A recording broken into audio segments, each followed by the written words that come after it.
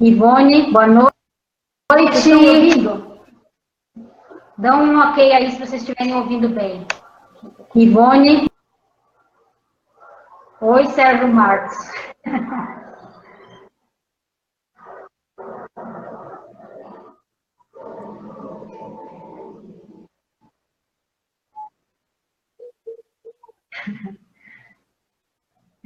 Aldenice. Beleza, Nádia. Tá tudo certo, né?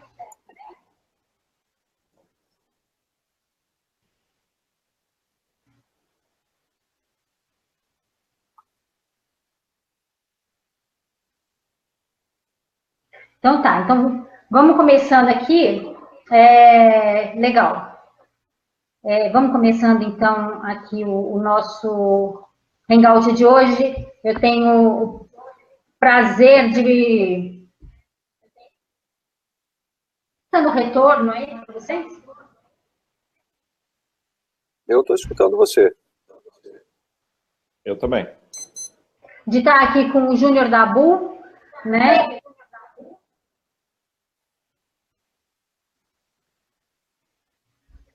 Tá, para mim tá vindo a minha voz duas vezes. Eu lá no fundo escuto alguma coisinha, mas estou escutando bem você, assim. Tá bom. Então.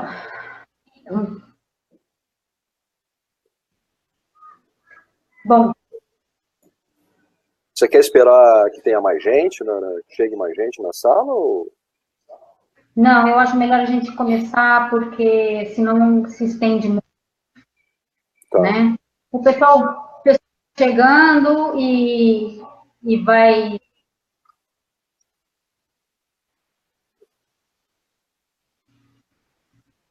Tá bom?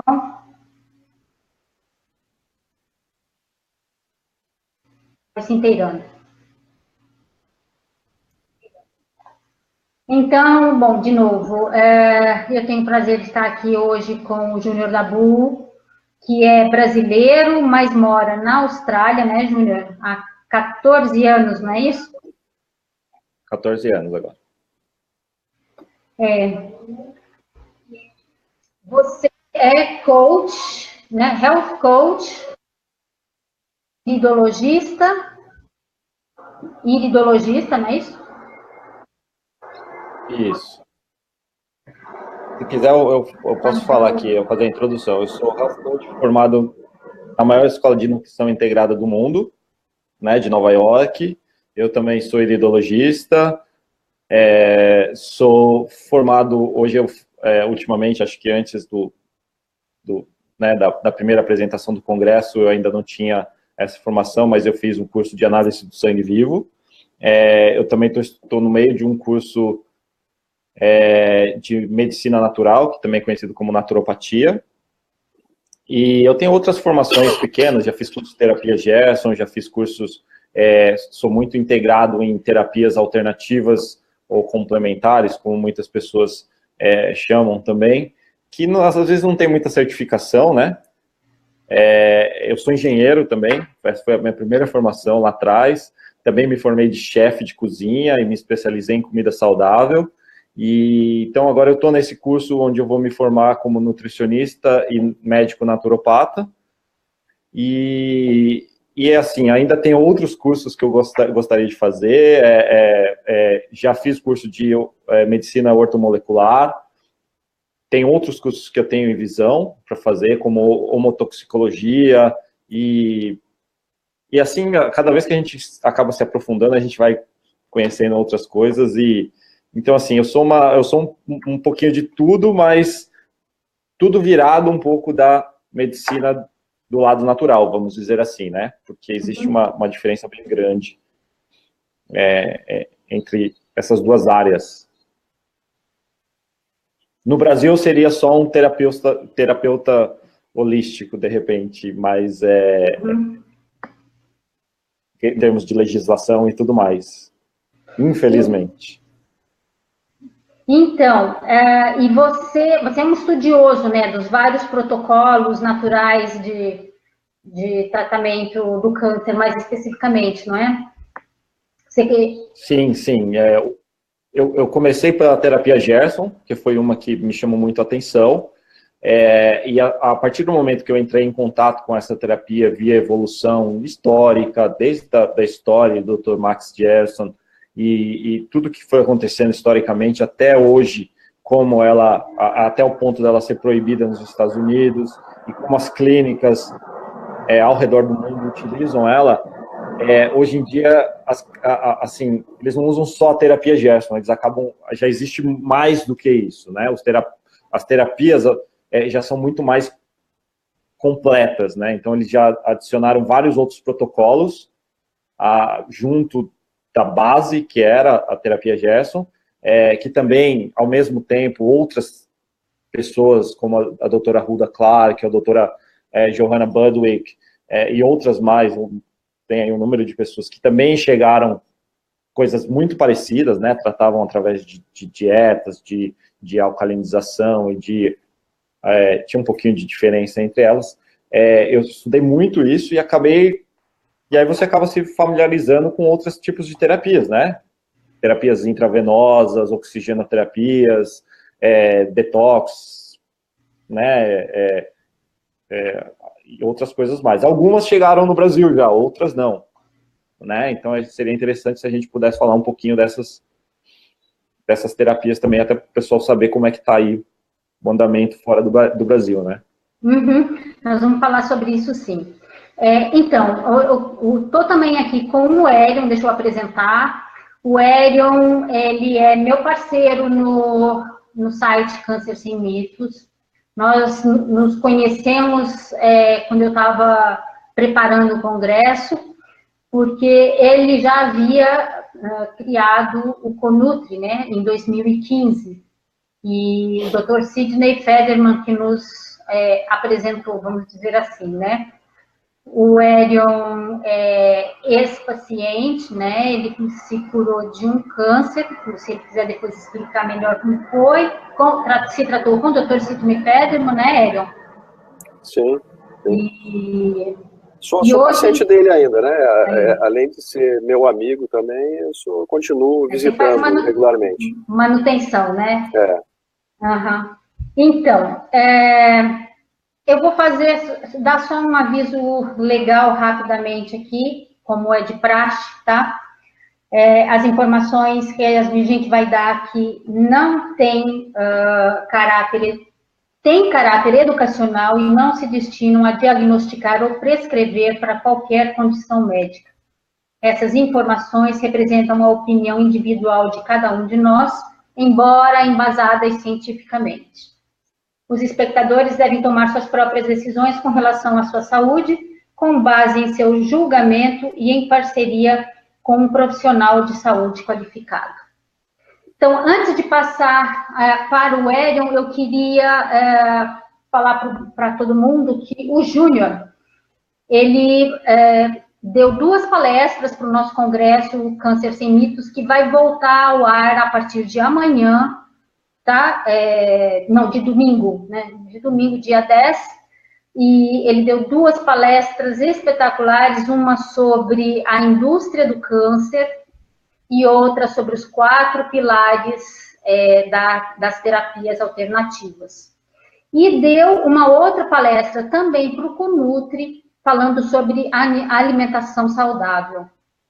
Tá? Então, eu convido vocês para assistir o congresso a partir de domingo. Ele vai ficar no ar, né, 3 palestras por dia no ar por 24 horas. No dia seguinte entram novas 3 palestras. A gente abre com o Júnior, a primeira, justamente porque eu acho que o tema dele, né, da indústria do câncer, é fundamental, é o primeiro passo para a gente entender a importância das terapias alternativas. Então, eu convido vocês, aqui embaixo na descrição, tem os links para fazer a inscrição para o congresso, e para quem quiser adquirir também o conjunto de palestras, junto com 19 palestras extras do Conutri, que a gente está dando como bônus, Até o dia 16 está com preço promocional, tá? 40% de desconto, então quem quiser adquirir e ter acesso vitalício a essas palestras todas, aproveite esse tempo que é curto para garantir esse valor. Você falou até o dia 16, está 40%?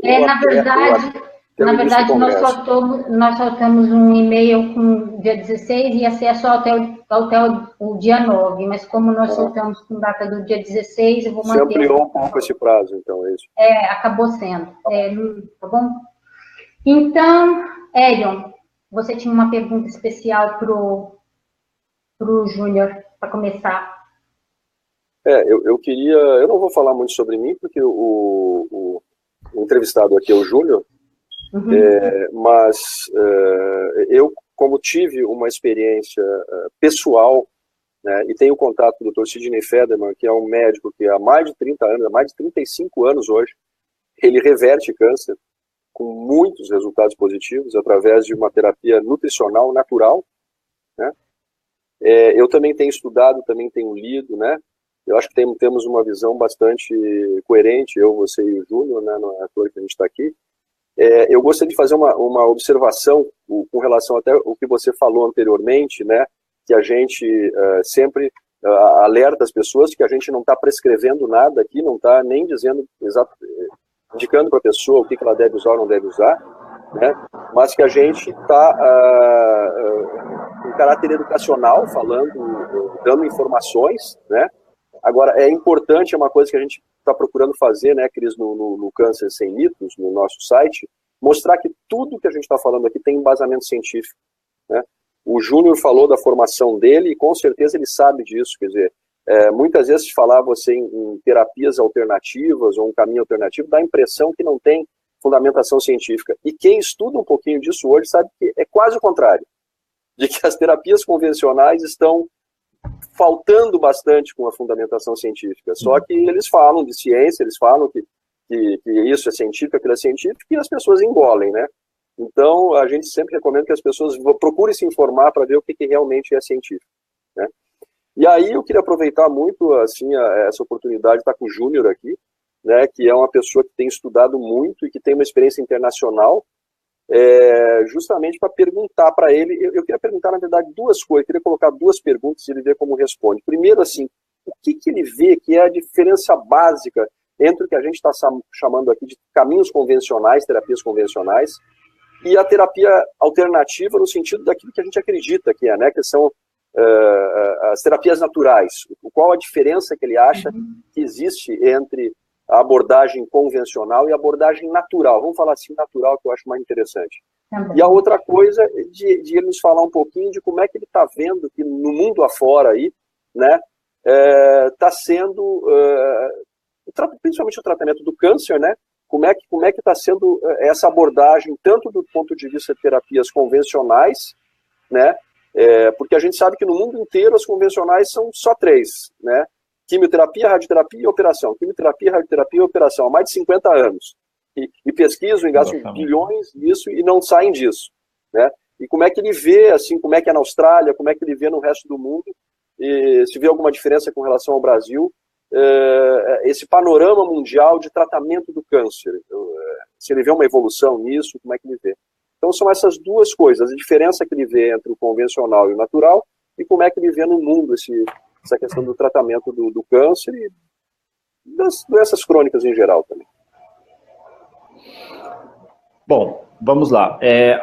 Para mim, a maior diferença é o conceito, que aí também entra mais no aspecto de como os naturopatas, os médicos, as medicinas que hoje em dia são conhecidas como alternativas, né? Medicina chinesa, medicina ayurvédica, indiana, medicina grega e assim por diante, como elas abordam isso desde os muitos e muitos tempos atrás. A linha, o caminho que isso, vamos dizer, os conceitos dessas duas terapias são totalmente diferentes, né?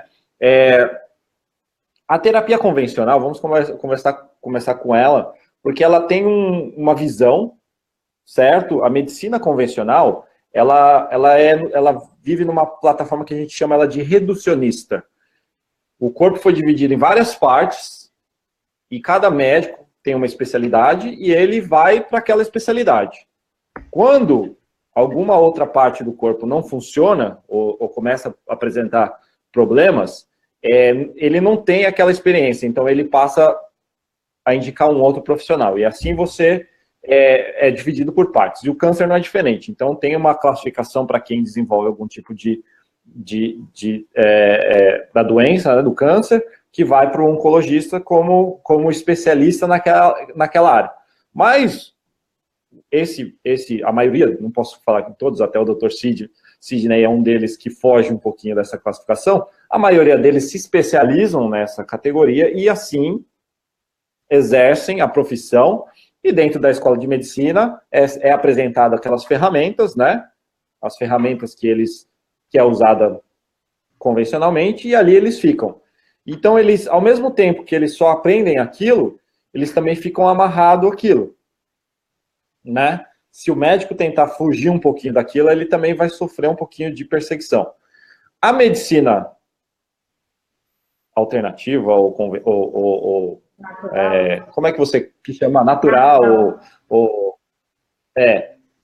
ela funciona de um outro aspecto. A gente olha o organismo como um todo. Então, a base é a gente buscar a saúde, né? A base da terapia convencional, da medicina convencional, alopática, é lutar contra a doença. A parte da medicina natural é promover saúde no organismo da pessoa, que, consequentemente, vai fazer com que aquele corpo, não importa qual seja o problema de saúde que ele tenha, vai desaparecer.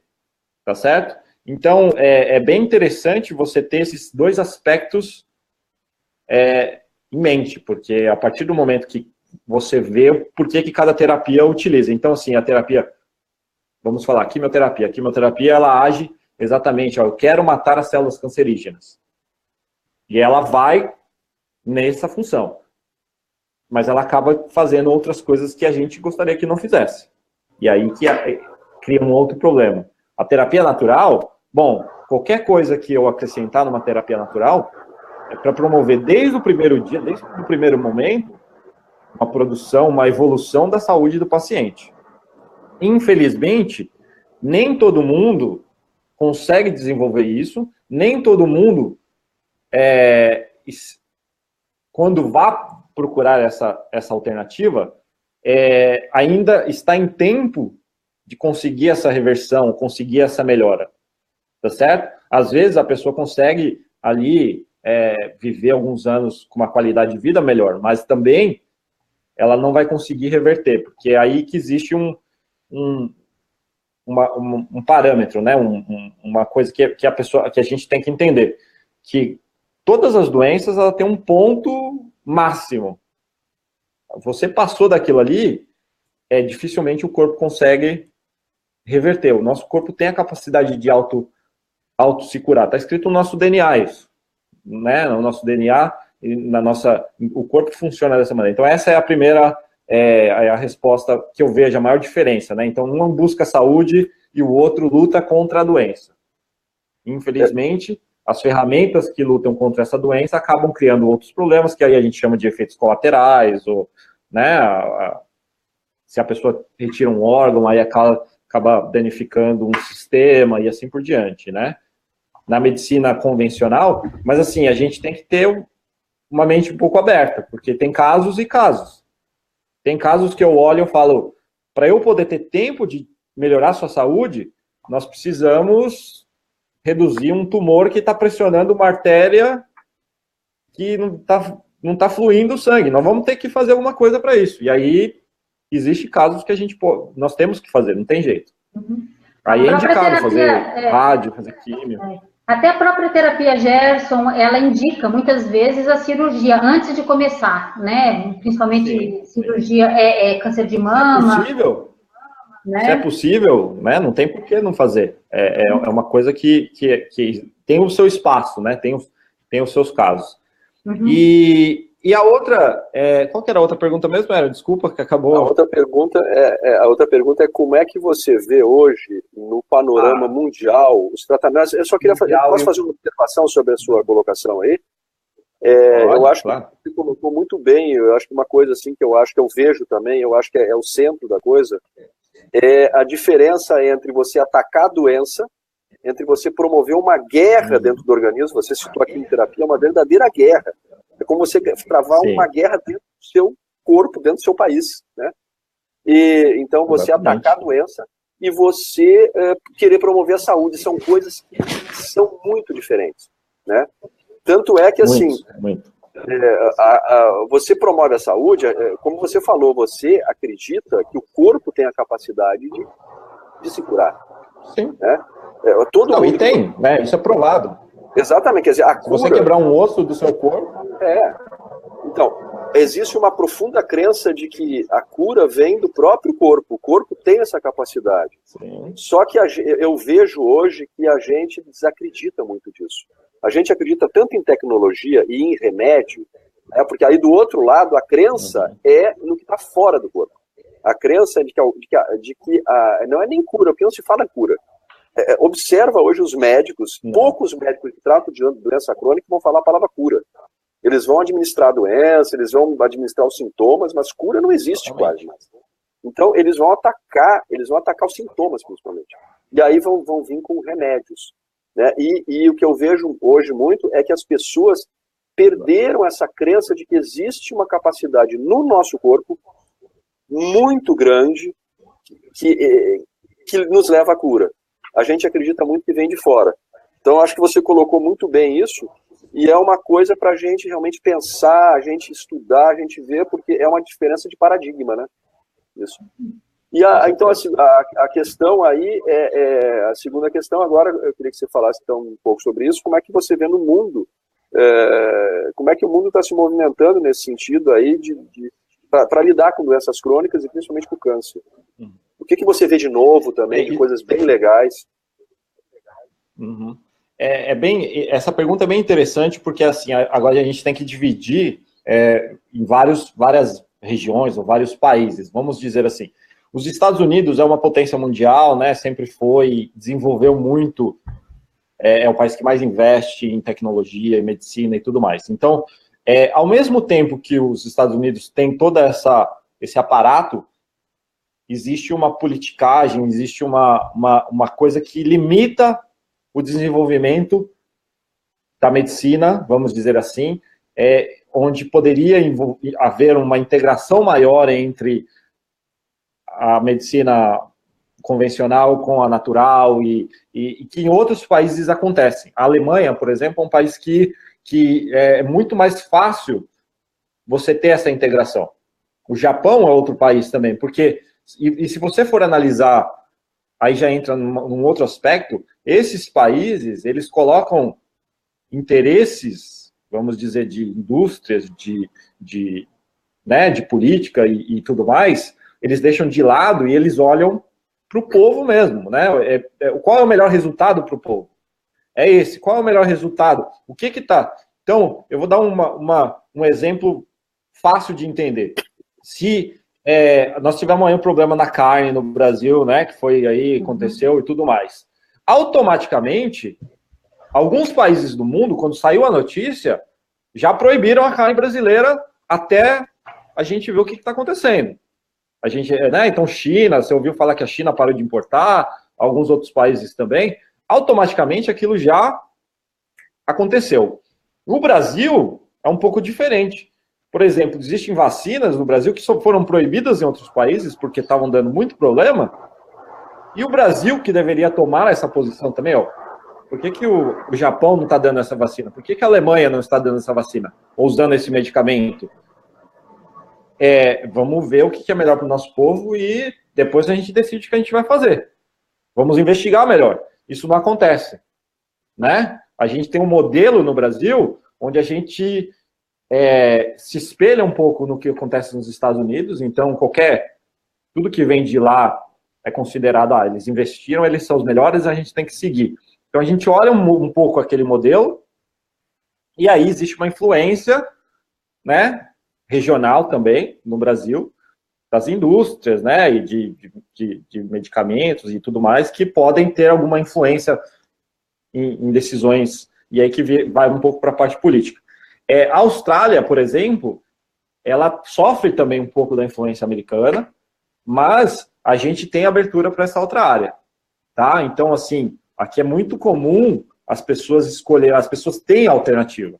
A única coisa que ainda existe como barreira é a questão financeira, porque existe o sistema de saúde, né, da Austrália, e o sistema de saúde só, vamos dizer assim, paga para os australianos, a maioria das alternativas é convencional, né? Então, se você for num médico convencional, se você for seguir a linha convencional, eles estão cobrindo. Se você quiser seguir a linha alternativa, você pode seguir, mas você vai ter que bancar isso do seu bolso, né? Essa é a maior diferença. Mas no Brasil é assim também, né? No Brasil, o plano de saúde não paga tratamento alternativo. Então, aqui também não. Mas já tem planos de saúde que incorporam, por exemplo, osteopatia, quiropraxia, acupuntura. Se um médico ele for formado em 2 colocações, ele até pode passar o paciente como consulta convencional, entendeu? E dar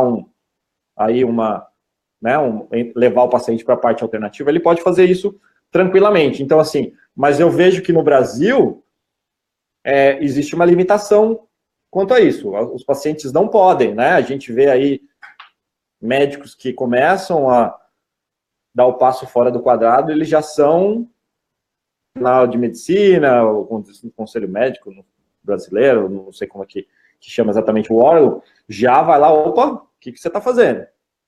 Isso não faz parte do nosso cronograma, isso não faz parte das linhas que a gente segue. Mas eu aprendi isso fora do Brasil. Bom, mas calma, não é assim que funciona. Então, a gente vê que isso acontece, né? Então, assim, aqui é muito comum. Você é diagnosticado com câncer, se você quiser fazer... Tem médicos convencionais, onde tem médicos naturopatas e tudo mais, tudo integrado, existe. Então, ao mesmo tempo que você faz quimioterapia, você pode fazer vitamina C intravenosa, você pode fazer ozonioterapia, você pode fazer terapia Gerson, na mesma clínica, entendeu? Uma parte do tratamento vai ser coberto pelo sistema de saúde, outra não. Então, assim, existe uma diferença muito grande, né? Só não dá para misturar, não é, o Júnior, por exemplo, por exemplo, terapia Gerson com quimioterapia. Não dá porque elas esbarram, né? Porque aí são conceitos diferentes, né? Exato. Igual a gente citou a primeira colocação. Não tem como... Às vezes, muitas pessoas me perguntam, mas eu não posso fazer isso junto com quimioterapia? Você não pode fazer aquilo junto? Eu falo assim, poder você pode, mas uma vai estar anulando a outra, né? Porque a quimioterapia mata, a tendência dela é matar a célula através de intoxicação. Um protocolo de desintoxicação está indo contra, né? Às vezes você acaba não fazendo nenhum nem outro. Exato. Você não vai conseguir nem desintoxicar nem, né? Então, então assim, as pessoas têm que, e aí é cada pessoa que tem que fazer, não tem jeito. Você tem que pôr um pouco a mão na massa, entender um pouco por que você está fazendo. O que eu sinto é que as pessoas cada vez mais querem buscar esse caminho natural, esse caminho alternativo, mas elas têm medo de se distanciar da quimioterapia, né? Porque as cabeças estão feitas, né? Então, e os médicos pressionam mesmo, né? Botam medo, né? Olha, você tem que fazer isso, porque senão você vai morrer, você tem tanto tempo de vida. Então, eles trabalham com o medo muito, né? Alguns porque realmente acreditam nisso, outros nem tanto, né? Mas, então, por isso, dá para entender as pessoas querendo botar um pé em cada lugar, né? Uma no alternativo, outra no convencional, para tentar se garantir de todos os lados. E um anula o outro, como você falou, né? A questão de anular... Isso acontece mesmo. A questão de anular ela é um pouco complexa. Por exemplo, o Dr. Sidney, desculpe até fazer uma colocação, ele tem muitos pacientes que fazem químio e ele dá um tratamento nutricional. E existem comprovações científicas. Não, é outra coisa, né, ô Júnior? Vê se eu estou correta. Não é o problema não é a questão nutricional, não. O problema é a desintoxicação. A questão nutricional, Érion, aí eu concordo com o Dr. Sidney, eu concordo com qualquer... Eu acho assim, se você for... Eu até dou esse conselho para as pessoas. Se você vai num profissional de saúde, hoje em dia, e esse profissional falar para você que a alimentação não tem nenhuma relação, que você pode comer o que você quiser, eu aconselho você a procurar um outro profissional. Tá? Porque, assim, isso é uma coisa... Não dá nem para falar absurda, entendeu? Porque, assim, a gente, desde os tempos antigos, a gente sabe que você é o que você come. Né? Todas as funções do seu corpo, o alimento, ele não é só para a gente ter prazer. O alimento é para ele levar nutrientes para o seu organismo, para nível químico, aquilo ser desmembrado e ser utilizado pelo corpo, através de uma integração química e biológica, para formar, né, para todos os órgãos funcionarem, as células funcionarem, o corpo funcionar e assim por diante. Então, quando o médico fala que, né, a alimentação não interessa, aí eu acho que não existe, né, assim, vá procurar um profissional, e eu acho que esse é o sucesso, né, essa é uma das diferenças do Dr. Sidney, porque ele é um dos que há muito tempo, né, já viu isso, ou presenciou isso e viu que dá resultado. E, assim, nem todos os tratamentos de quimioterapia são iguais também. Por exemplo, tem um tratamento que chama IPTLD, né, que é Insulin Potentiator Low Dose, alguma coisa assim.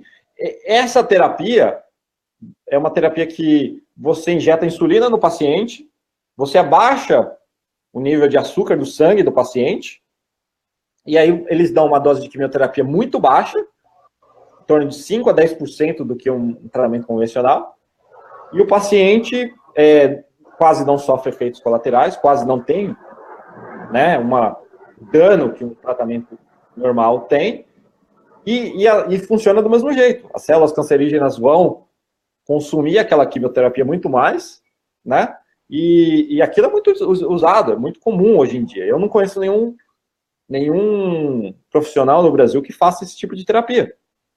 Tá? Então, assim, existe também, mas a terapia Gerson, que a Cris está mais envolvida, ela é base de 2 pilares, né? É a nutrição, né? E aí a alimentação e tudo mais, mas ela é principalmente um protocolo de desintoxicação. Uhum. Porque a gente acredita profundamente que o câncer tem uma relação muito grande com a toxicidade. Uhum. E não só o câncer, outras doenças também, né? Doenças autoimunes, existem várias outras doenças que vão para esse mesmo lado. E o Dr. Max, desde o começo, a história dele até ele começou com ele mesmo, né? Se curando de uma doença que ninguém conseguiu resolver, e ele percebeu isso. Ele percebeu que a alimentação ele chegou no câncer meio sem querer, né? Os primeiros pacientes que ele colocou na terapia Gerson, ele perdeu. Porque ele percebeu... Essa é uma pergunta que eu faço para os pacientes que é muito interessante. Eu falo assim, tá, vocês querem reduzir o tumor o mais rápido possível, certo? É o que todo mundo quer. A notícia maior é essa, né? Eu quero fazer um exame e quero que o tumor desapareça. A partir do momento que as células cancerígenas começam a morrer, para onde elas vão? O que acontece com o corpo? Né? A toxicidade, o resto, quando ela morre, ela explode, ela se desintegra, para onde que vai esse material? O corpo tem um processo de absorver isso naturalmente, de lidar com esse material, esse lixo, esse resto. E se isso acontece muito rápido, o paciente não aguenta. Tá? Então, muitos pacientes a gente perde em quimioterapia por causa disso, eu acredito.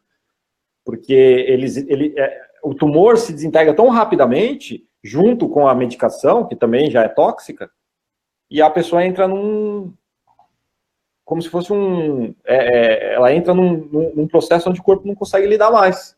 E a terapia Gerson, ela não quer apressar esse sistema, ela vai aos poucos. Ela fala, não, vamos dar as ferramentas para o corpo se desintoxicar, e aí eu preciso ajudar o corpo. E aí os enemas de café, eles ajudam nessa questão, porque o fígado, ele não quer, já está danificado, já está sobrecarregado, a gente precisa ajudar o fígado a eliminar. Então, assim, é unânime, qualquer pessoa que faz um curso de terapia Gerson, a primeira regra é, eu não posso só tomar os sucos sem fazer os enemas. E eu não posso só fazer os enemas sem tomar os sucos. Tirar muitos nutrientes também do corpo, e aí vai faltar nutrientes para as outras funções também. Né? Então, assim, é bem complexo, mas parece simples a terapia Gerson, é só suco, é só enema, é só isso, mas não é.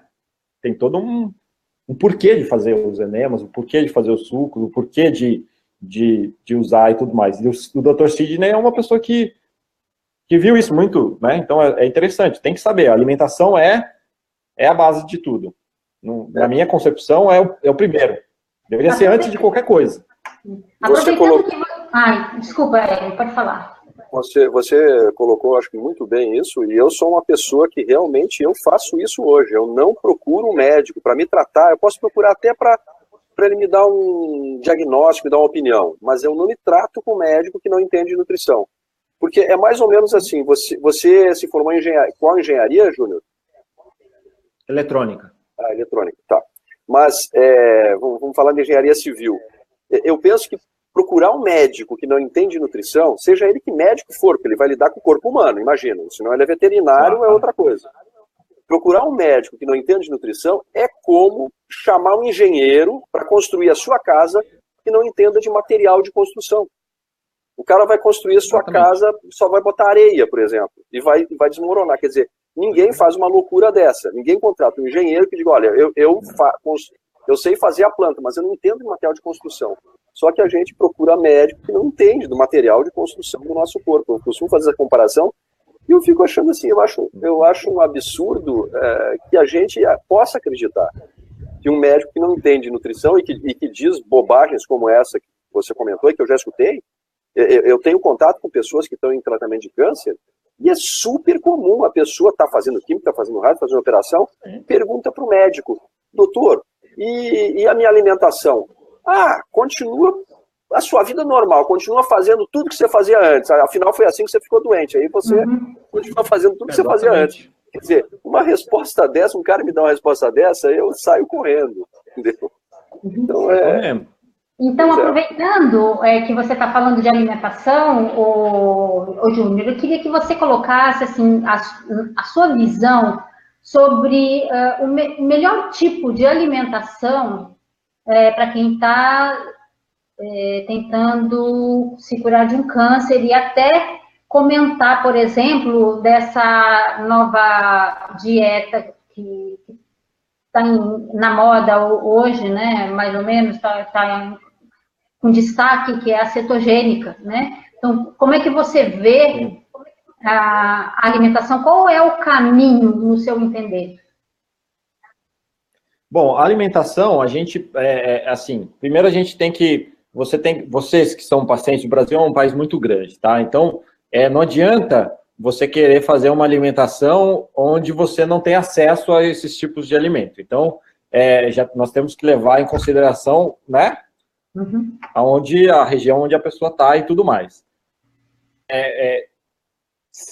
Você pode perguntar para qualquer pessoa leiga, qualquer pessoa já tem no seu entender de que os alimentos saudáveis, né, seria as frutas, verduras e legumes, né? A gente parte dessa, isso é uma coisa até, assim, acho que não tem discussão quanto a isso, né? Então, a base da alimentação, antes da gente olhar a alimentação, esse é um ponto que eu quero que as pessoas entendam, não é só o alimento em si, é como você digere o alimento. Muitas pessoas, principalmente as pessoas que passaram por quimioterapia, por exemplo, elas têm o sistema digestório alterado, ou danificado, ou que não está funcionando legal. E muitas outras que nem passaram ainda por esse processo, que também têm esses problemas digestivos, né? Então, assim, a porta de entrada no nosso organismo é o sistema digestivo, o sistema digestório. Então, primeiro, antes da gente entender, falar em qual alimento você vai se alimentar, nós precisamos melhorar a nossa alimentação. Então, você precisa analisar o porquê que você está digerindo ou não está digerindo. Isso é um aspecto, assim, primordial. A partir do momento que você conseguir digerir e assimilar os nutrientes, aí a gente pode olhar e falar, não, esses alimentos, aí, ao mesmo tempo também, isso é uma, né, falando genericamente, lógico que você já, é melhor você já passar a comer os alimentos saudáveis, né, deixar os alimentos que não são saudáveis. Mas, assim, é importante você olhar para esse lado, porque às vezes as pessoas passam a comer um alimento saudável achando que está tudo bem e não está assimilando, não está digerindo, não tá funcionando da maneira certa. E aí que entra um pouquinho do conhecimento ou do nutricionista, ou do profissional de saúde que tenha esse entendimento, que é importante. Então, por exemplo, se a pessoa passou por quimioterapia, a quimioterapia destrói a nossa flora intestinal, que são aquelas bactérias que processam tudo que a gente se alimenta. Então, ali é primordial que você faça um processo de reposição. Por isso que está muito em evidência os alimentos que têm os probióticos, né? Que tem kefir, kombucha, existem outros alimentos. Antigamente, essa povoação já acontecia naturalmente. Você comendo uma fruta, tirando do pé, você mexendo na terra, numa horta, não tendo acesso à água para lavar os alimentos, isso já acontecia naturalmente.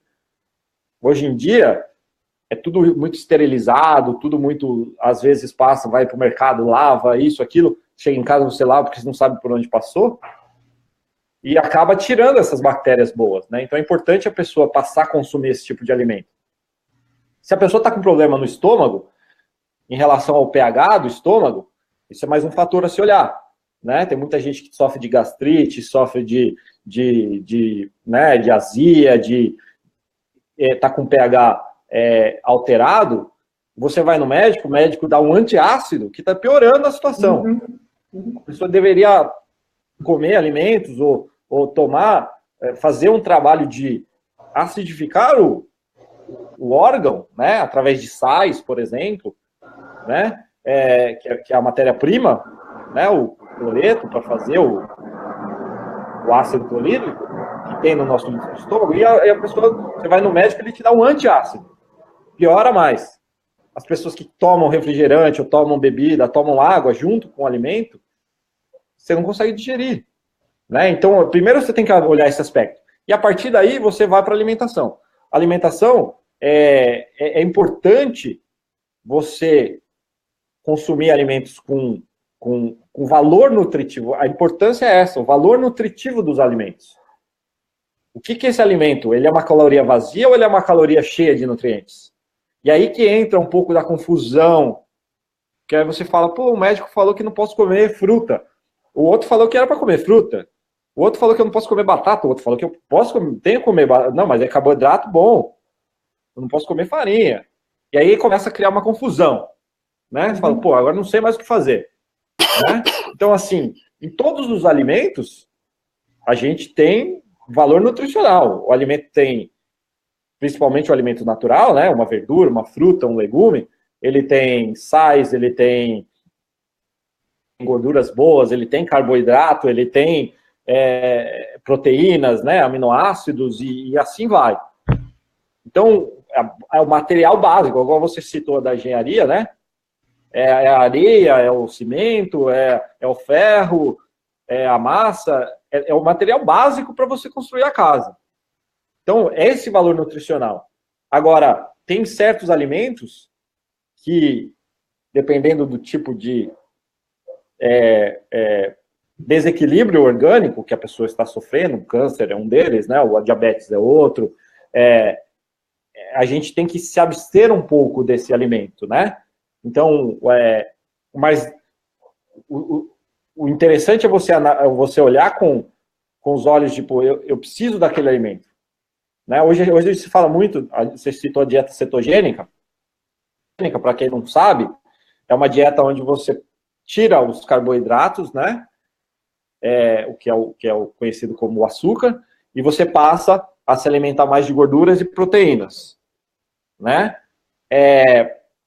Essa dieta, ela serve em alguns casos, mas aí eu volto a falar, se a pessoa não está processando direito, não está metabolizando, não está digerindo direito o alimento, quando a pessoa passa a comer muita carne, ela vai causar um outro problema, que é o da toxicidade, que a gente citou anteriormente. Então, faz uma experiência, pega um bife, tira da geladeira, deixa, nosso corpo fica 37 graus, né? 36, 37, deixa 37 graus ali no seu... pode ser dentro de um container, não importa onde seja, deixa ali dentro e 3, 4 dias para você ver o que acontece.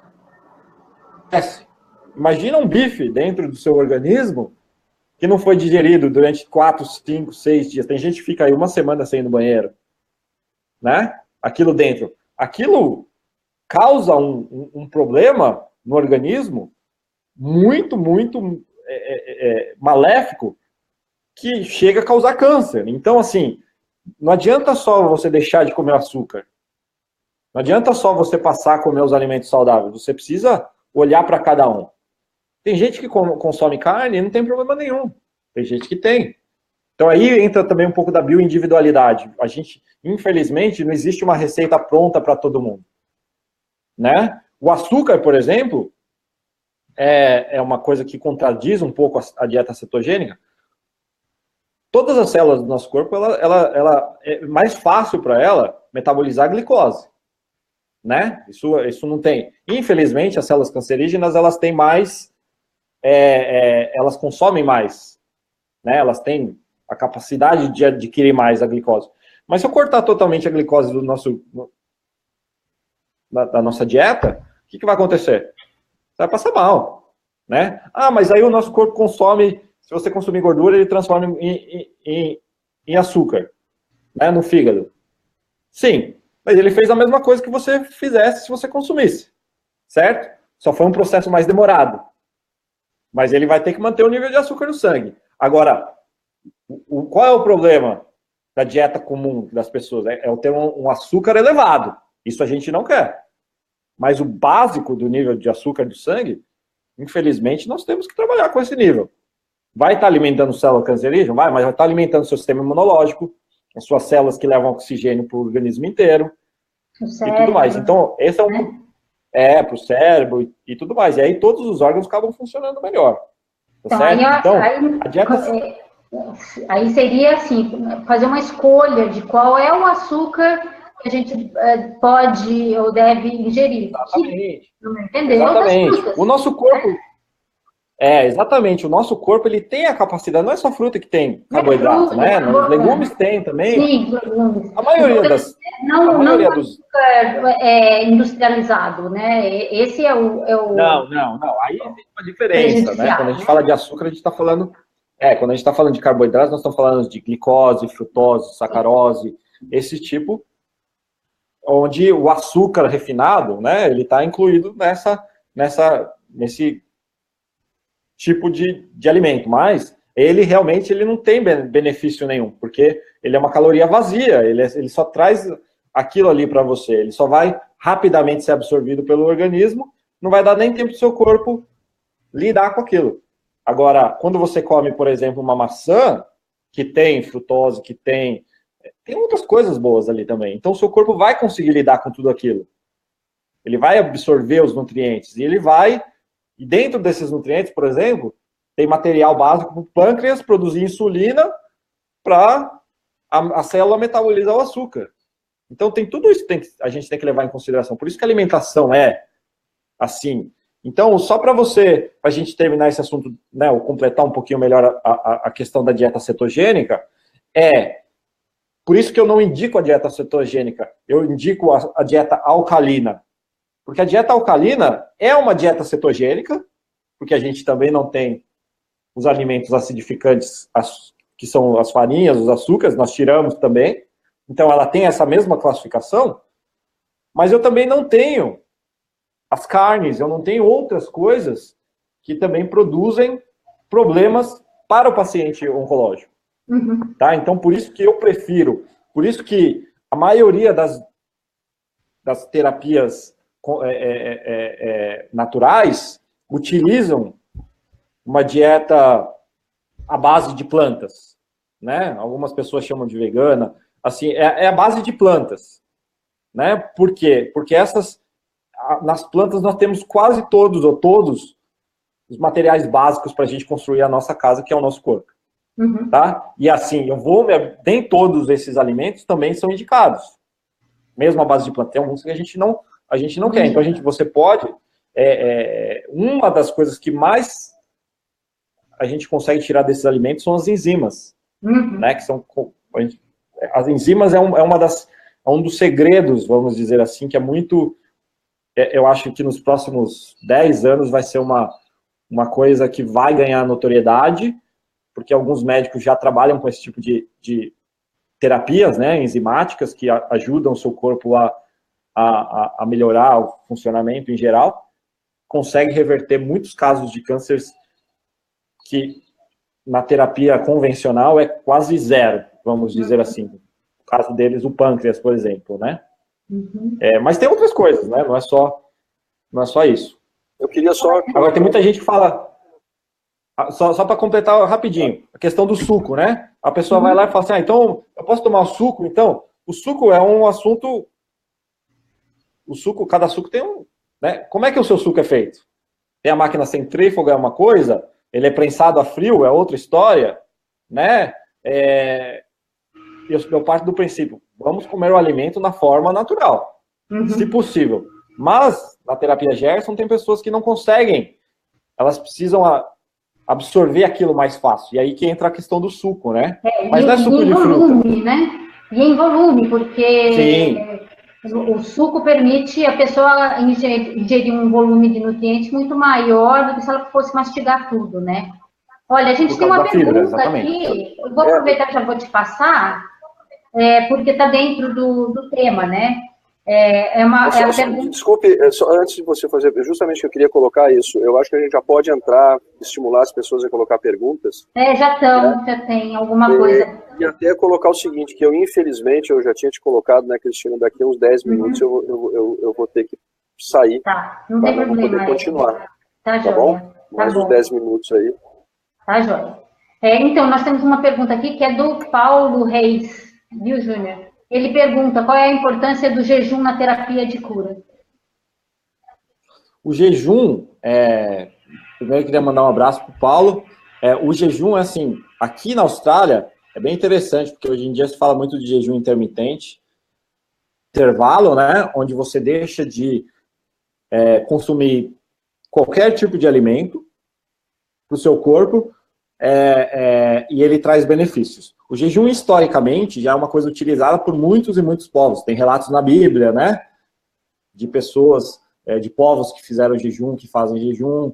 Os próprios muçulmanos, né? Durante o período, eles fazem jejum. Os adventistas, eles guardam o 7º dia, eles fazem... Não seria, assim, o jejum, mas eles também têm essa consciência e tudo mais. Então, assim, eu gosto de falar que o jejum, ele é um momento onde você dá a oportunidade do seu corpo de limpar a casa, né? A gente sabe, isso é provado cientificamente, estudos, né? De que as pessoas que vivem mais são as pessoas que comem menos. Lógico que comem menos alimentos altamente nutricional. Essas são as pessoas que têm maior longevidade, que é o que todo mundo deveria buscar, eu acredito, né? A gente deveria buscar longevidade através da saúde e tudo mais. Então, partindo desse princípio que essas pessoas elas comem menos, é porque elas dão ao tempo do corpo ter uma limpeza, né? Se você come de 3 em 3 horas, se você come toda hora, não dá tempo. Seu corpo tá sempre tendo que digerir alguma coisa, e sempre que quando há uma digestão, sobra alguma coisa, né? E aí é eliminado pelo corpo, ou pela urina, ou pelas fezes, e assim por diante. Mesmo quando às vezes cai na corrente sanguínea, é filtrado e ainda tem mais, é eliminado ainda mais toxinas.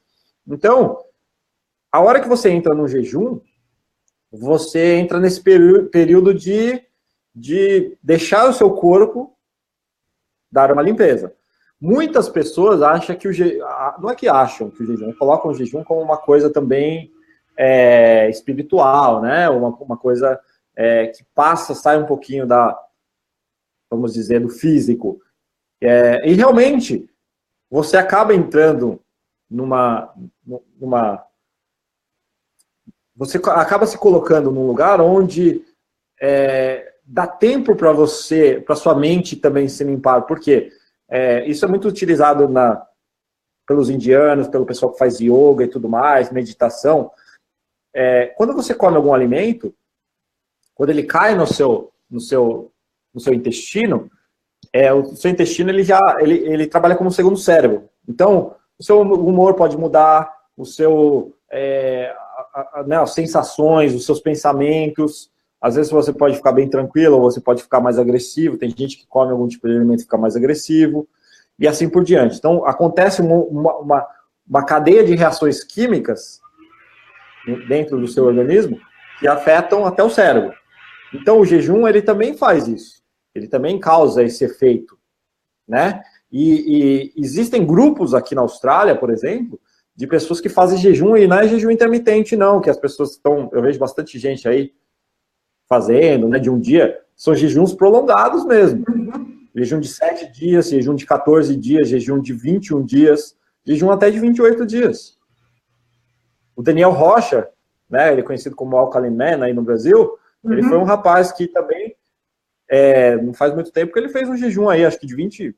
Ele pretendia fazer 28 dias, chegou perto dessa data, limpar. E nada acontece, entendeu? O nosso corpo tem a capacidade. Lógico que você precisa... É muito interessante você ser supervisionado por alguém que entende de jejum, tá? Principalmente se você tem algum problema de saúde. É interessante você fazer monitorado. E assim, as pessoas que entram no jejum prolongado, os piores dias são os primeiros. Não sei se vocês já fizeram, mas os primeiros dias são os piores. Porque a hora que o seu corpo começa a fazer essa limpeza, você sente mal, você sente tontura, você, né, às vezes tem gente que dá crises de choro, entendeu? De ansiedade, o seu humor muda muito rápido, acontece uma série de coisas. Quando passa ali os 3, 4 primeiros dias, a pessoa começa a sentir, nossa, acorda um dia assim e fala, nossa, eu nunca me senti tão bem na vida. E aí passa a olhar até o alimento de uma outra maneira, fala assim, será que eu preciso de me alimentar mesmo? É até uma coisa engraçada, a pessoa fala, se eu soubesse que eu ia me sentir tão bem assim, acho que eu ia parar de comer, né? Mas lógico, a gente precisa se alimentar. Então, o jejum é importante, sim. E existem pessoas, eu conheço pessoas, muitos relatos de pessoas que se curaram de doenças autoimunes, de cânceres primários, por exemplo, simplesmente entrando em jejum. Aí tem alguns tipos de jejum. Tem gente que faz jejum só em água, tem gente que faz jejum em suco, ou faz uma semana em água, depois uma semana em suco, depois outra semana em água, né? Existem vários tipos, aí a gente daria para falar 1 hora só de jejum. Deixa eu colocar uma questão aqui para os espectadores, porque eles estão todos tem muita gente fazendo pergunta e com certeza não vai dar tempo da gente responder todas. Eu vou colocar algumas perguntas para você, tá bom, o Júnior? Acho que o Hélio precisa ir, né? Você está saindo, Hélio? Mais uns 2, 3 minutos aí eu tenho que ir, daqui a pouquinho. Tá bom. Então, algumas perguntas... enfim, tem uma pessoa pergunta se o suco verde é adequado para pessoas idosas diabéticas. Sim, sim. De preferência que o suco seja prensado, né? Já está chegando no Brasil, porque eu já vi. Existe aquela máquina centrífuga, né? Que existe uma alta rotação, onde você passa ali, a fibra sai, tudo. aquela máquina ela não é a mais indicada porque essa frição da velocidade, ela acaba destruindo muitas enzimas, acaba destruindo uma parte importante do material orgânico dos alimentos. O sucos prensado a frio, que é mais ou menos para você entender quem já tomou caldo de cana, por exemplo, né? Que passa naquela máquina e só esmaga o alimento, até os sucos de laranja antigamente, que eram espremidos à mão e tudo mais, essa é o tipo de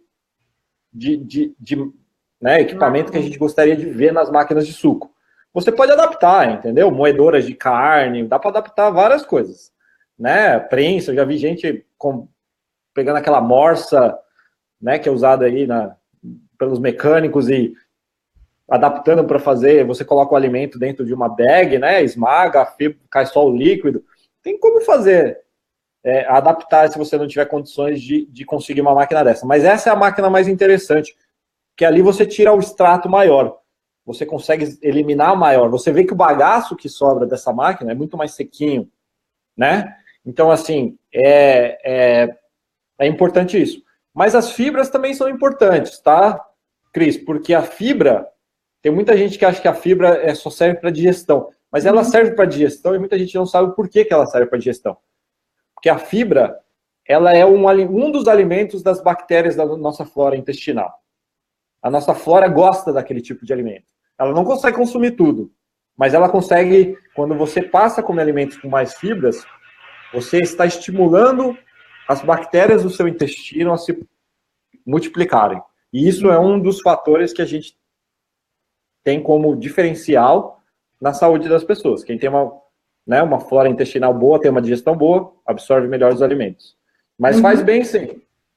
Porque o suco verde, né, ele aí tem vários benefícios. Inclusive uma pessoa aqui também, a Débora, pergunta quais os melhores sucos. Você acha que tem alguma dica aí para ela? A gente, igual eu falei, eu gosto da dieta alcalina, então a gente tem que pesquisar um pouquinho quais são os alimentos aí na sua região que você tem acesso alcalinos, né? Então, assim, você pode usar, tem pouca gente que às vezes come alface, por exemplo, só na salada, mas alface, os tipos de alface diferentes, nas folhas verdes, por exemplo, eu acho que são as melhores, tá certo? Mas existem outros alimentos que são muito bons também, né? A maçã verde, que tem muitos benefícios. A cenoura é um outro alimento que tem muitos, muitos benefícios. A cenoura, para quem não sabe, é o alimento que chega mais perto em valor nutricional o leite materno, né? De tanto... lógico, e aí entra também na questão de ser orgânico ou não, né? Aí a gente também tem que olhar esse aspecto, mas assim, então, as folhas escuras são elas, tem que sempre olhar o valor nutricional dos alimentos, né? Então eu colocaria como maçã, como cenoura, beterraba, né? Cada uma tem uma característica um pouco diferente, né? Mas você pode usar também as ervas nesses sucos, né? Então, salsinha, cebolinha, também podem ser inclusos nesses sucos, né? Hortelã. E aí tem uma gama de... também, né? Algumas punks. Sim.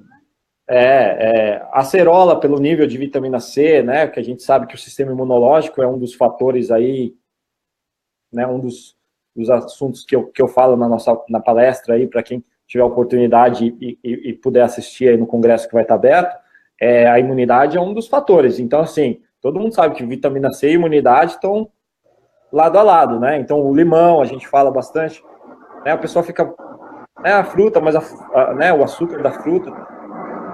Onde tem açúcar no limão? Onde tem açúcar na acerola, né? Onde tem açúcar? Tem muito mais açúcar na beterraba e na cenoura do que nesses outros alimentos, né? Mas não tem só açúcar, entendeu? Tem vitaminas, minerais, proteínas, aminoácidos, gorduras saudáveis, né? Então, assim, tem que olhar um pouquinho esse aspecto, né? Eu indico mais isso, os alcalinos, vamos dizer assim. Aí é facinho de você entrar aí na internet, buscar quais são os alimentos alcalinos, pegar uma lista e ver o que tem acesso.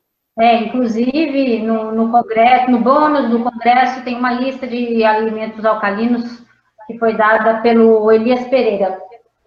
Tem mais uma pergunta. Quem puder seguir o Elias Pereira... Ele sabe muito, né? Sabe muito. Então, tem uma palestra dele também lá. Júnior, o Alexandre, ele pergunta, e quanto às oleaginosas, nozes, castanhas, amêndoas e os grãos, feijão, grão de bico, lentilha, na dieta do paciente oncológico? Gente, desculpa, só antes do Júnior responder, eu preciso ir mesmo, eu queria de agradecer muito ao Júnior e a todo mundo que está aí, tá?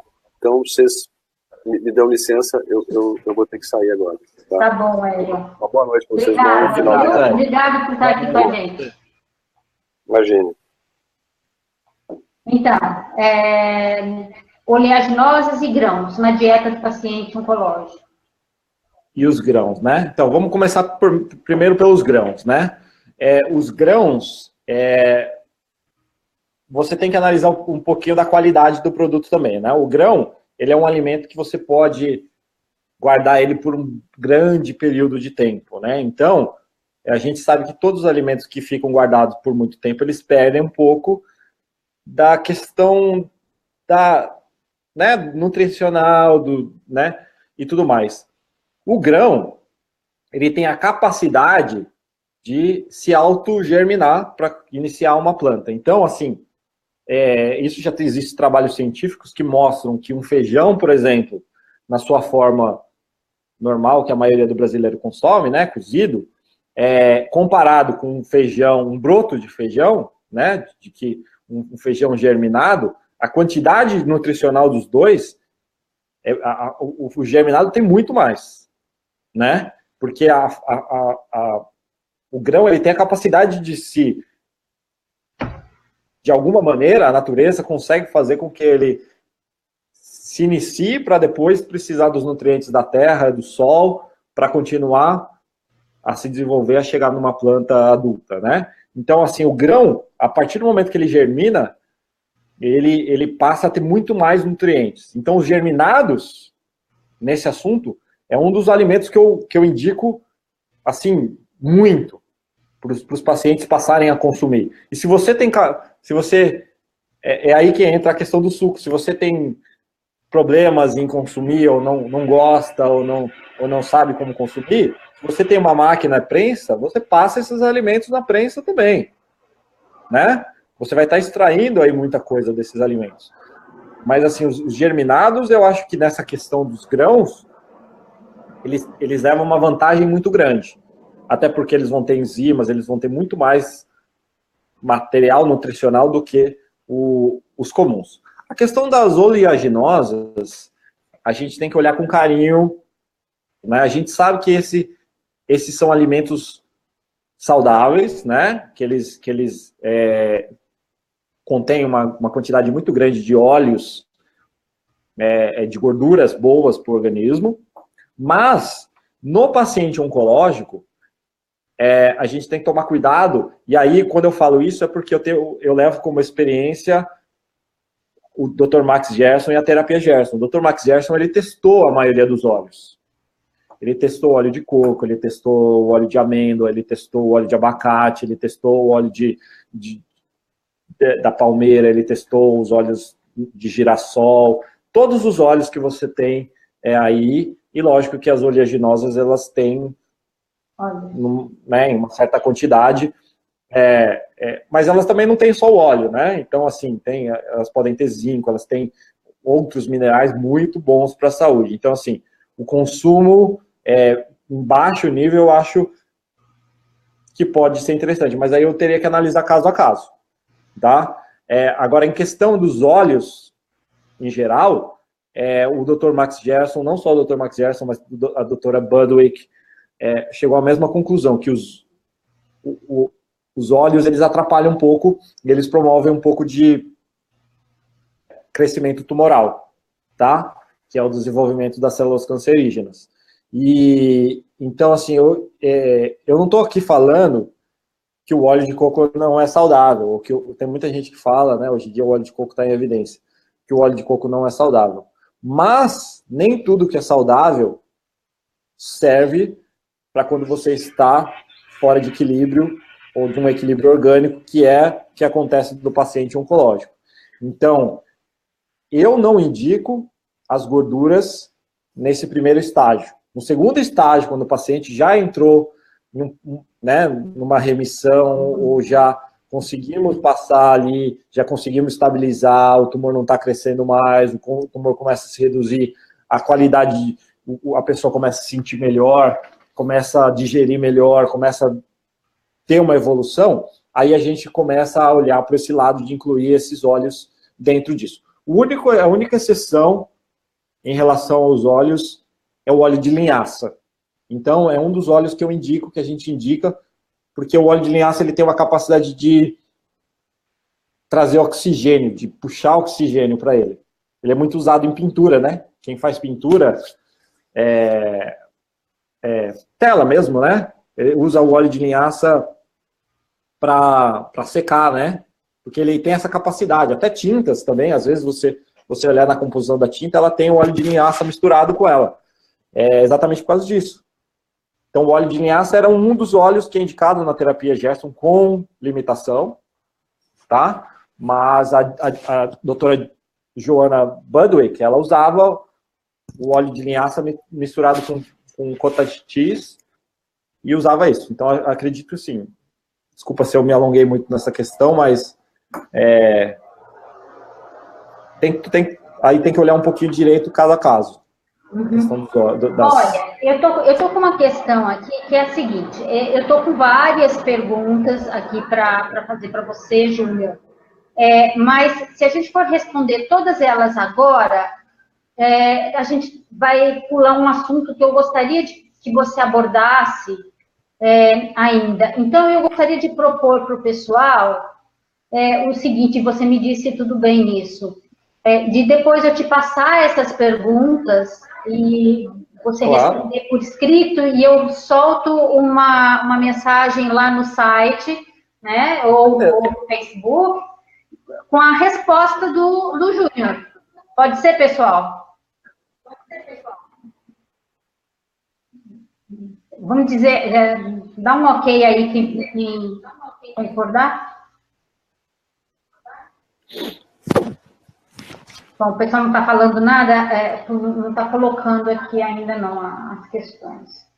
Mas, enfim, eu gostaria que você falasse de uma questão, o Júnior, que é pouco conhecida aqui ainda entre nós, que é a análise do sangue vivo que você faz, né?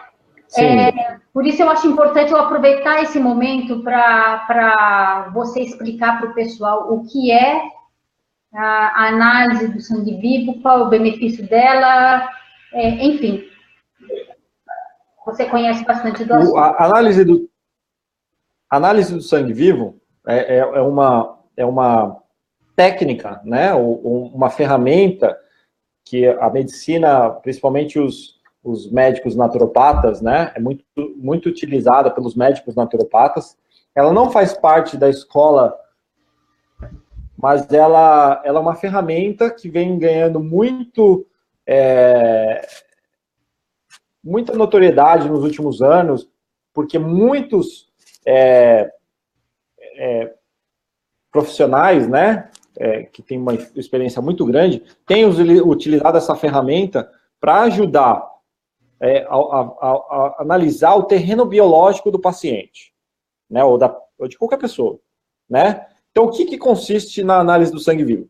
A análise do sangue vivo é feita por um microscópio digital, né? A tecnologia digital ajuda a gente. Antigamente, os microscópios não tinham essa capacidade, mas hoje em dia a gente já tem. Então, tem uma câmera acoplada a um microscópio, né? Você já deve ter fotos de microscópio e tudo mais, e essa câmera é ligada num monitor, numa televisão, num computador, e a gente faz a análise do sangue da pessoa ali, no local, na hora, para ver como que está o terreno biológico da pessoa, como está o sangue da pessoa. E aí no sangue está incluso as células, né, o plasma e todos os materiais que podem mostrar em relação a coisas que podem levar você a estar fora a causar problemas, né, vamos dizer assim, fora do equilíbrio, ou pode levar o equilíbrio. Então, se você tiver a consciência de que o sangue, ele é o nosso material que é pelo sangue que os nutrientes passam, é pelo sangue que o oxigênio chega às células, é no sangue que está o nosso sistema imunológico, principalmente, é no sangue que, através da medula óssea,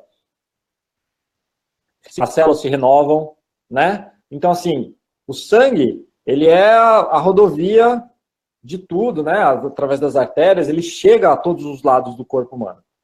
Então, nada melhor do que a gente olhar o sangue, como é que o sangue está. Aí você deve estar se perguntando, bom, mas eu faço isso através de uma análise, né, de um exame convencional, um hemograma, um exame de sangue que o meu médico pede. E eu faço lá e dá tudo normal. O problema é que lá o sangue não está mais vivo. Né? Você tira o sangue, eles vão conservar aquele sangue até chegar no laboratório, até chegar na parte da análise. E lá é feito as contagens e tudo mais, e apresentados os números dentro de certos parâmetros, né? Então você chega a fazer as contagens e você chega aos resultados que apresentam aí no resultado final.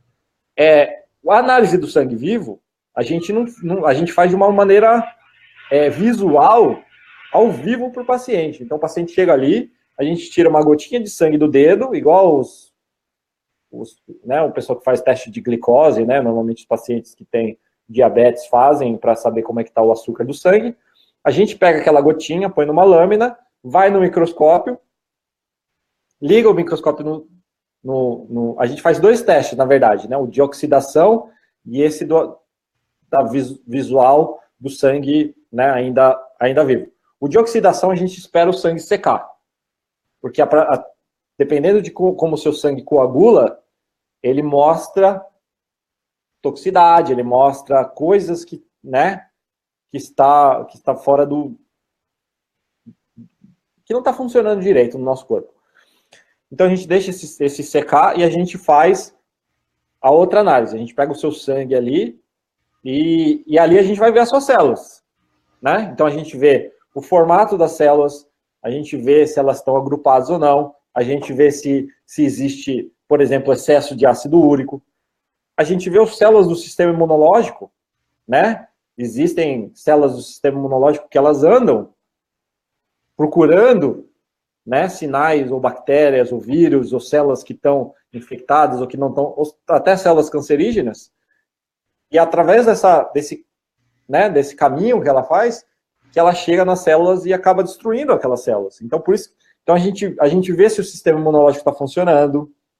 A gente faz contagens também, né? Dá para ver quando você faz um hemograma e você está com poucas plaquetas ou com poucas células, né, brancas, a gente consegue ver isso também ali na hora.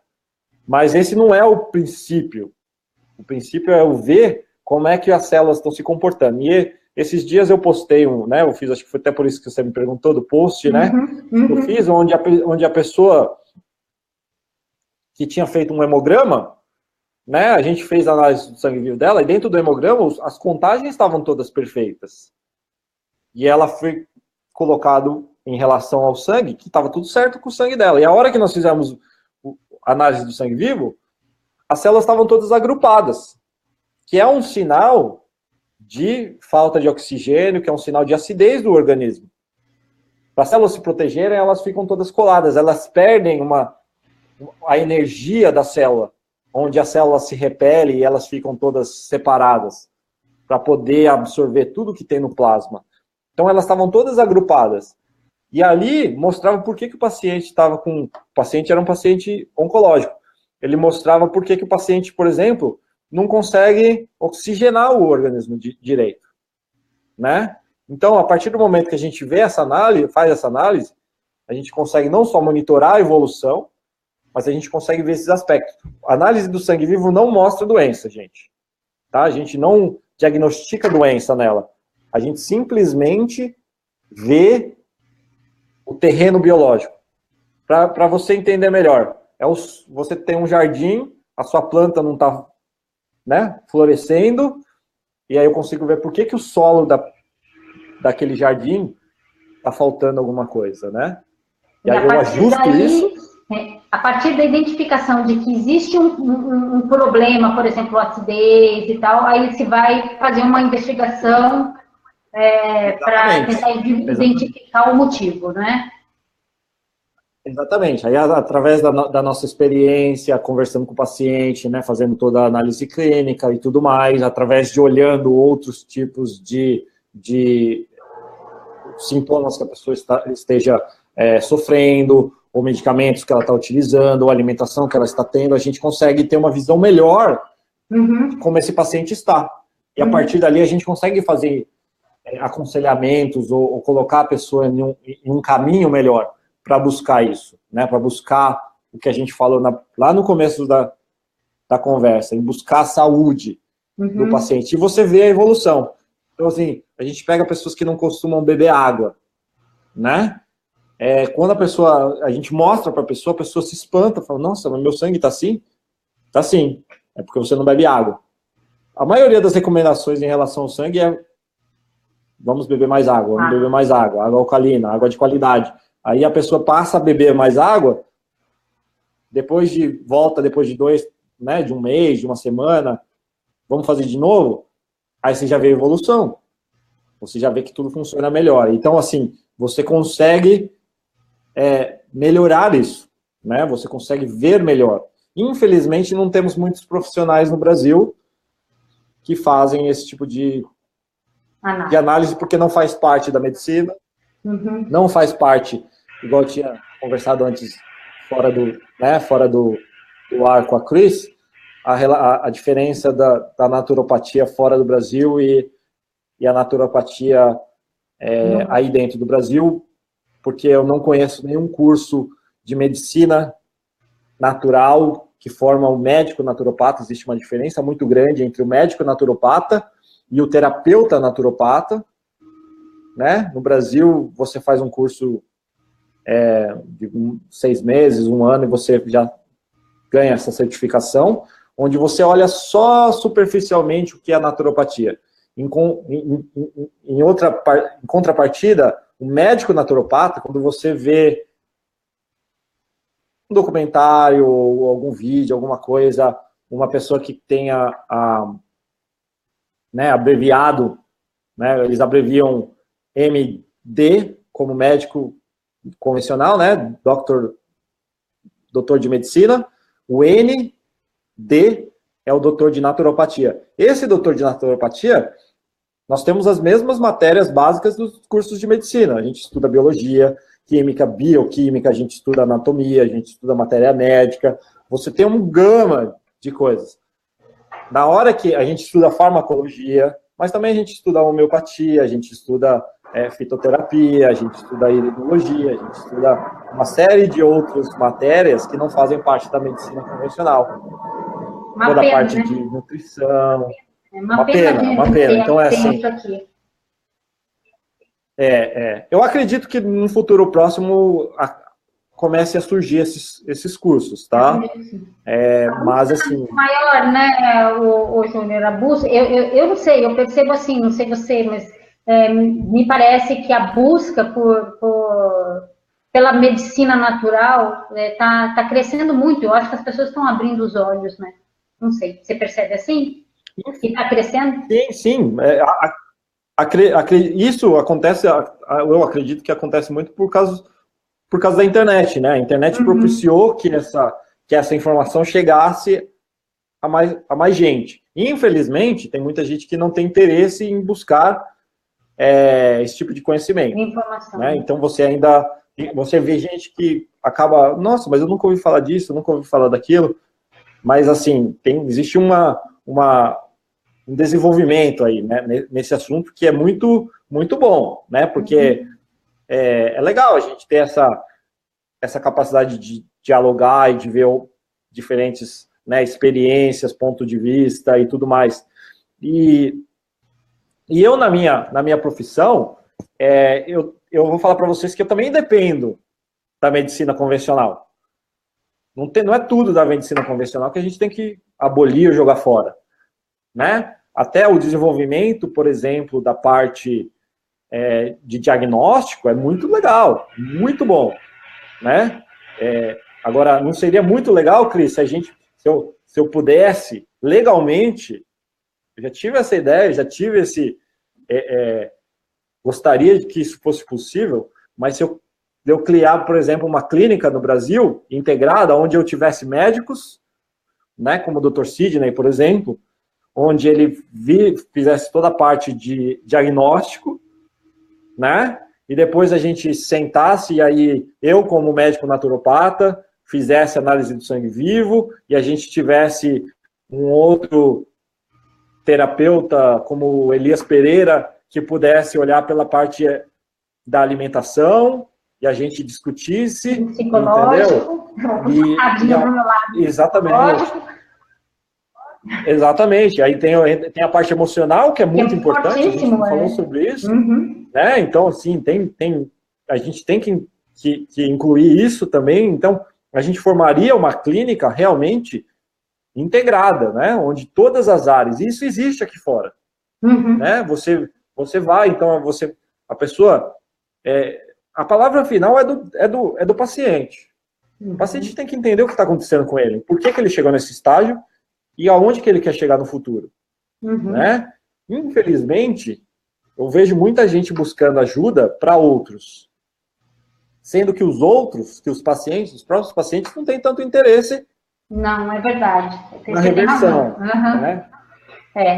Então, assim, é complicado, porque eu não consigo fazer nada. Tem sempre que ser individual, né? A decisão e a busca tem sempre que ser individual. Gente, é o seguinte, a Júnior também, né? Nós já estamos a 1h30, e aí eu acho que está na hora da gente ir encerrando. Pessoal, não vai dar para responder aqui a todas as perguntas. Tem bastante coisa, viu, Júnior? Eu vou passar para você. Para quem não se cadastrou no site Câncer Sem Mitos, se cadastra, porque eu vou passar essas perguntas todas para o Júnior. Ele vai ter esse trabalhinho, né, Júnior? De dar uma resposta. E aí eu passo as respostas todas por e-mail para todo mundo. Tá bom? Infelizmente não dá, é muita coisa e a gente ficaria aqui, acho que mais 1h30 para dar conta de todas essas perguntas. Perguntas bem interessantes. Fala. Eu só queria finalizar, né, deixando claro que é uma coisa que é muito em evidência no Brasil hoje, que é esse movimento da fosfoetalonamina. Sim, né? fala. Eu queria mostrar para as pessoas que eu estou acompanhando isso há muito tempo, né? Desde o começo, eu já tive vamos dizer assim, uma ideia do que iria acontecer quando surgiu, né? Toda a história, quando aquilo caiu na mídia e tudo mais. Na minha cabeça já surgiu alternativas de como eu não sou contra, né, vamos dizer assim, tem muita gente aí que tem defendido a bandeira dos descobridores da substância e tudo mais, colocando como eles deveriam, e os testes têm que ser no Brasil, e o produto tem que ser brasileiro e tudo mais. Infelizmente, pessoal, eu por experiência própria, por ver isso acontecer muito nos Estados Unidos, em outros países do mundo, até aqui na Austrália também, eu sei que existe uma barreira legal para isso. E existe um medo geral também de que pessoas se aproveitem da situação e tudo mais. Então, assim, eu só queria mostrar para o pessoal que eu tenho acompanhado, né, esses produtos que estão sendo importados do Brasil como suplementos. Esses produtos têm mostrado melhoras, tem dado bons relatos em alguns casos e outros não. E no momento, assim, a minha maior preocupação, não preocupação, mas assim, também não seria curiosidade, mas acho que o que a gente gostaria precisaria nessa questão é entender o porquê que funciona para uns e não funciona para outros. Tá? O que faz de diferente que uns apresentam resultados, nem que seja, né, diminuição de dor, ou evolução, ou mais energia, e outros que apresentam realmente redução de tumor, apresentam, né, resultados melhores em relação aos exames, né, e tudo mais. Mas, assim, a gente precisa se concentrar, e aí é o problema, eu acho, que a gente, Cris, que a gente não consegue fazer esse trabalho integrado, né? Porque os pesquisadores não têm essa preocupação, porque eles estão buscando outra coisa, os órgãos brasileiros também estão aí, né, decidindo, aí entra a questão jurídica e tudo mais, e aí fica e aí, às vezes, eles entram em conflitos, porque um quer denigrir o produto do outro, entendeu? E ninguém consegue chegar a consenso nenhum. Tá? Então, essa questão que você falou de por que dá certo para um e não dá certo para o outro, na verdade, isso acontece em qualquer situação, né? Por que a quimioterapia dá certo para um e não dá para outro? Por que o tratamento natural dá certo para um e não dá certo para o outro? Né? E aí a gente barre muito mais complexo. Até na questão a biologia da crença, né, lá esqueci o nome do autor. Depende de como cada pessoa está lidando com aquilo, do quanto ela confia naquilo, e quer dizer, esse é um aspecto, né? Não estou reduzindo, dizendo que é só isso, mas a individualidade, né, de cada um, da maneira como se relaciona com a doença, com o tratamento, interfere muito também se ele vai dar certo ou não vai dar certo, né? Enfim. Exatamente. Mas assim, eu tô olhando com muito carinho esse assunto, entendeu? Tô em contato com países, eu converso com o pessoal daqui também, entendeu? Com químicos, com bioquímicos, pessoas que têm muito conhecimento, entendeu? As aminas, né, que já eram conhecidas como fortalecedoras do sistema imunológico em outras composições, né, orgânicas, elas já eram usadas e a fosfoetanolamina também não é uma coisa nova, tanto é que existem suplementos no mundo inteiro que você pode comprar, né? A questão é que no Brasil foi feita uma síntese, né, e que essa síntese foi colocada e que hoje em dia tem que ser aprovada como medicamento, né? E a gente sabe que existe essa barreira, mas não é a última alternativa. Tem muita gente achando que é a última alternativa. Se não conseguir isso... Gente, existe muitos tratamentos, vocês não têm noção. Muitos tratamentos, muitos. Muita tecnologia, sabe? Muita coisa surgindo. E eu vejo que a maioria, né, Cris? É pros... A gente vê aí o pessoal falando de graviola, de aveloz, né? Tudo entra na natureza. A natureza dá todas as ferramentas para a gente chegar onde a gente quer chegar. Né? Então, assim, até os próprios medicamentos, eles têm uma parte natural lá dentro. As pessoas podem achar que não, que é tudo, né? Que é tudo sintético. Mas não, muita coisa tem coisa natural lá dentro. Eles acabam mexendo na fórmula natural para poder patentear, para poder chegar no resultado. Exato. Para poder, né, colocar no mercado.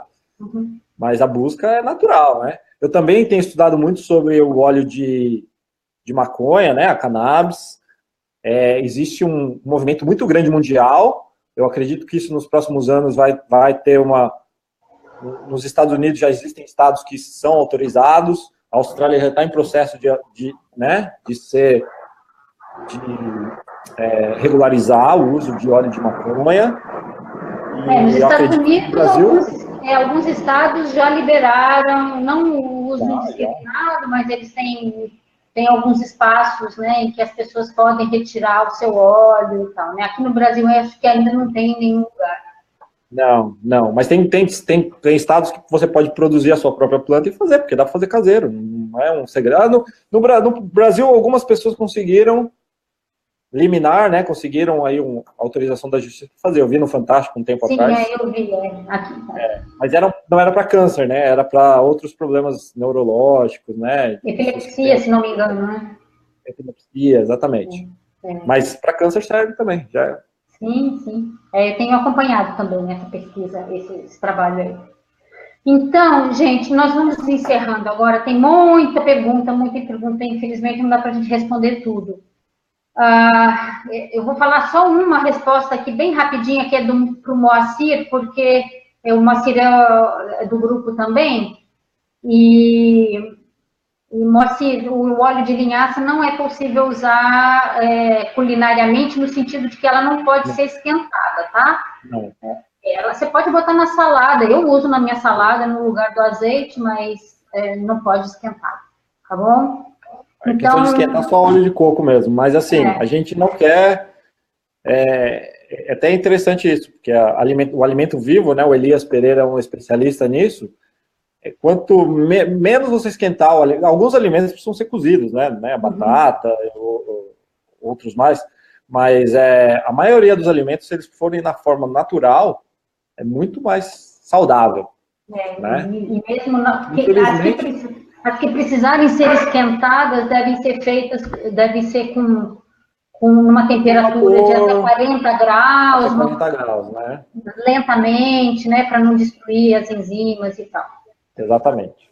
Então, gente, eu agradeço muitíssimo a presença de todo mundo, né, e em especial do Júnior. Júnior, já estão pedindo uma outra palestra sua,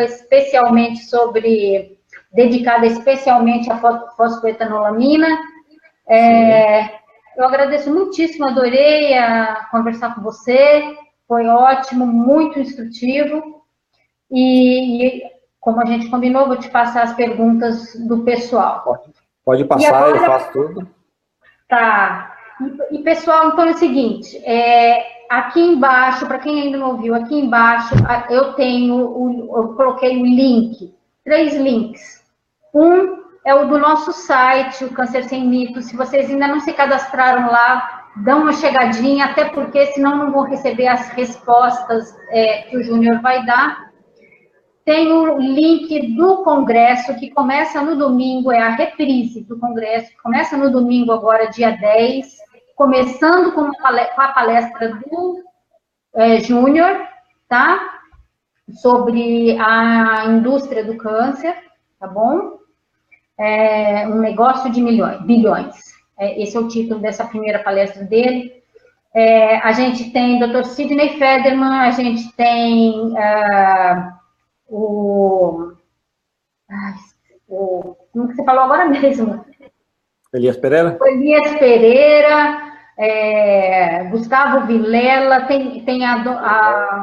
nossa, tem muita gente falando, abrindo as informações, falando sobre mamografia, né, os riscos da mamografia, enfim. A Lúcia, né? Oi, Lucy Kerr, doutora Lucy Kerr falando sobre isso. Então, tem muita gente boa. Tem o Paulo Reis, que falou na semana passada, que fez um hangout comigo na semana passada. Tem muita gente, tem 2 palestras minhas também. Enfim, se inscrevam para vocês assistirem a partir de domingo. E também, até o dia 16, a palestra está com 40% de desconto para quem quiser adquirir. Lembrando que, assim, podem assistir tudo de graça, mas quem quiser adquirir para ter esse material para consulta de forma vitalícia e ter acesso a praticamente o congresso do Conutri inteirinho. O Conutri, ele é sobre doenças crônicas, então tem muito mais informação além do que câncer, tá? Tem profissionais muito bons lá e alguns exercícios. O Júnior está com uma palestra no Conutri, no bônus, e também com uma aula, né, Júnior, de uma receita que você faz.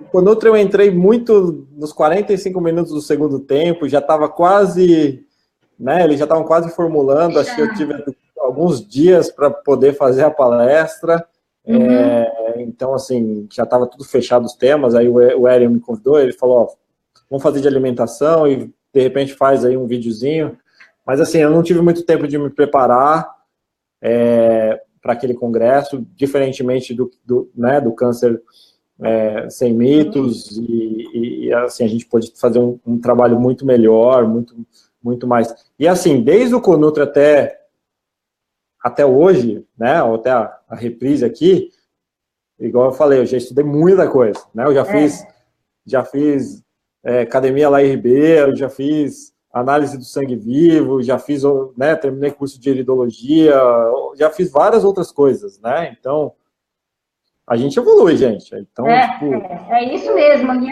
e é engraçado como esse tema é um tema apaixonante, né, você começa a pesquisar e você fica muito obrigada por estarem aí, aqui com a gente. Acompanhem o site, nós vamos ter outros hangouts. Eu vou fazer um webinário em breve também sobre as questões emocionais associadas ao câncer. E é isso aí. Eu agradeço, obrigada e até a próxima. E agradeço todo mundo também, agradeço todo mundo, agradeço você, Cris. Eu que te agradeço. Bom resto de noite aí pro pessoal. Obrigada. Aqui é de manhã, ainda tem o dia pela frente. Estou vendo a luz ali fora. Então tá, obrigada. Tchau, gente. Tchau.